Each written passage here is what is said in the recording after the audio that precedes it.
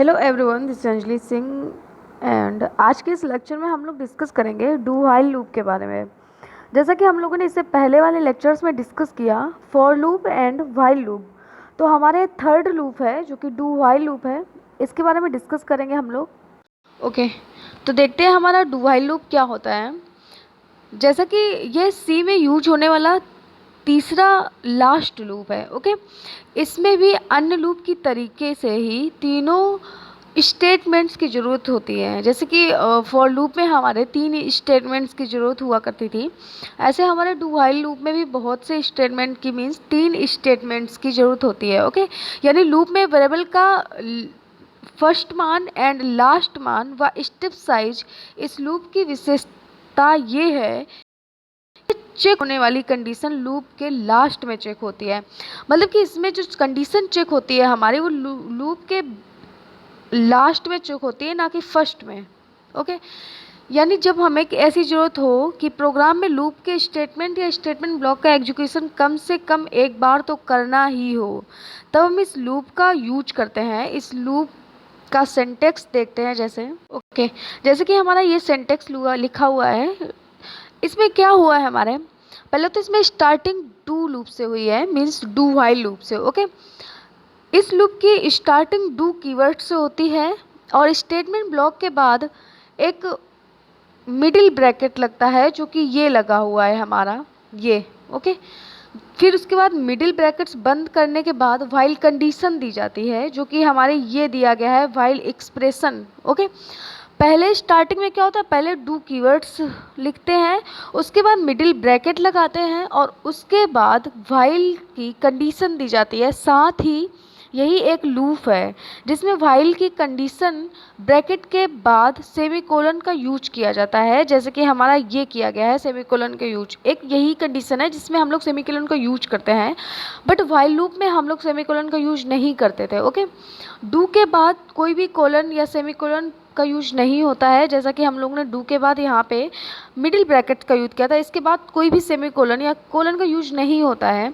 लेकिन while loop की expression means condition में हम लोग सेमीकोलन का यूज करते हैं। ओके, तो ये हुआ हमारा सिंटैक्स। अब देखते हैं कुछ इंपॉर्टेंट वर्ड्स लिखे हुए हैं, जैसा कि इस लूप में यूज होने वाले मीन्स इस लूप में प्रोग्राम कंट्रोल को जैसे ही डू कीवर्ड मिलता है तो प्रोग्राम कंट्रोल सीधे ही डू के स्टेटमेंट ब्लॉक में चला जाता है। मीन्स उसको जैसे ही डू कीवर्ड मिल जाता है, ये तुरंत प्रोग्राम कंट्रोल सीधे ही डू के स्टेटमेंट ब्लॉक में चला जाता है और उसमें लिखे स्टेटमेंट्स को एग्जीक्यूट कर देता है। जो कि हम लोग उसमें स्टेटमेंट्स लिखते हैं उसको एग्जीक्यूट कर देता है। फिर लूप चलाने वाले वेरिएबल का स्टेप साइज इंक्रीज या डिक्रीज प्रोग्राम के अनुसार होता है, जैसा हमारा प्रोग्राम बना हुआ होता है। जैसे कि प्रोग्राम कंट्रोल जब इस ब्लॉक से बाहर आता है तब उसे व्हाइल कंडीशन प्राप्त होती है।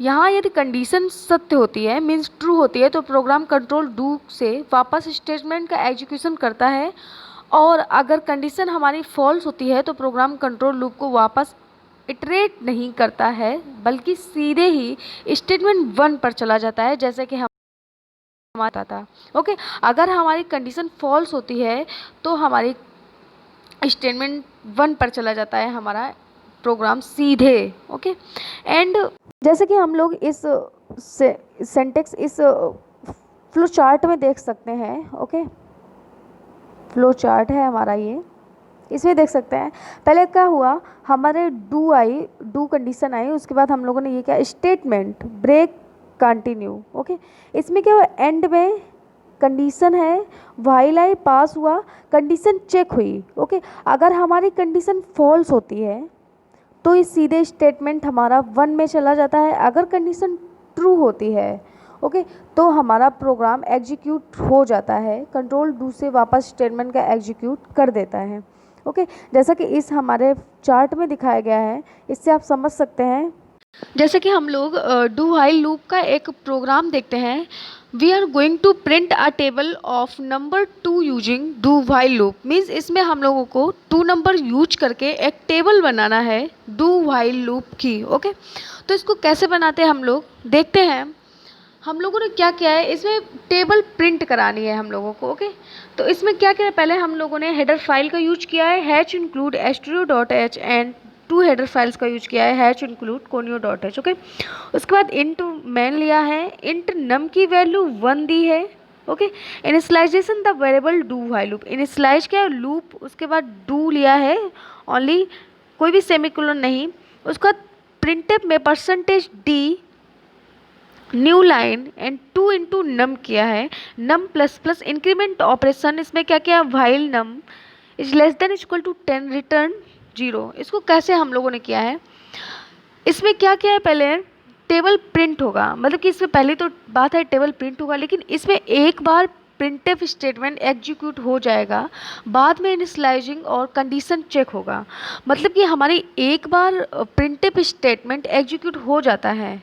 ओके, इसमें एक बार प्रिंटफ स्टेटमेंट जैसे कि ये दिया है, एक बार एग्जीक्यूट हो जाता है, बाद में इनिशियलाइजिंग और कंडीशन चेक होगा। ओके, जैसे कि आउटपुट में हमारे हम लोगों ने यहाँ पे कराया क्या है, प्रिंटफ में percentage D new line 2 into num करा दिया है, नम की वैल्यू यहाँ पर 1 ली थी। ओके, 2 इंटू नम करा दिया। आउटपुट में हम लोगों ने क्या लिया है, जैसे कि आउटपुट में आया हम लोगों को कि एंटर योर डिजिट। ओके, बोलेगा हमसे एंटर योर डिजिट, तो हम लोगों ने इसमें 2 नंबर्स एंटर कर दिया। ओके, तो हमारी वैल्यू क्या आती है, तो 2 से 10 तक का हम लोगों ने, मतलब कि हम लोगों ने क्या किया था प्रोग्राम में, नम में कराया था less than equal to 10। Okay, तो हमारा आउटपुट कहाँ जाता है, अगर हम लोगों ने 2 आउटपुट दिया है, मीन्स 2 इनपुट दिया है, आउटपुट लाने के एंटर किया है 2 डिजिट। ओके, तो 2 से means less than equal to 2 था वहाँ पे, तो यहाँ पे 2 का 10 तक होगा तो 20 आएगा, मीन्स 2 इंटू 2 4 आया, 2 इंटू 3 6, 2 इंटू 4 8, 2 इंटू 5 10। इस प्रकार से हमारा 2 इंटू 10 20 ये आता है हमारा output table of number 2 using do while loop का। ओके, टेबल के रूप में हमारी प्रिंट हो जाता है आउटपुट, जो कि डू व्हाइल का प्रोग्राम हुआ। ओके, इसी प्रकार से उसी का सेम है, इसमें आपको साफ साफ दिख रहा है, कंडीशन पहले इंट नम की वैल्यू 1 ली, प्रिंटफ में 2 इंटू नम किया, तो हमारा आउटपुट आया था 2 से लगा के 20 तक। ओके, एंड अब देखते हैं इसमें दिया गया हम लोगों ने प्रोग्राम को किया कैसे। First we have initialise a variable num, पहले सबसे पहले नम वेरिएबल को इनिशियलाइज किया विद वैल्यू 1 के साथ। Then we have written a do while loop. Okay, in a loop मतलब लूप में we have a print function that will print the series by multiplying the value of num with 2। Okay, after each increment the value of num will increase by 1। Okay, and it will be printed on the screen, means हम लोग screen में print कराएंगे 1 की value. Initially the value of num is 1 in a body of a loop, the print function will be execute in the way 2 into num where num is equal to 1।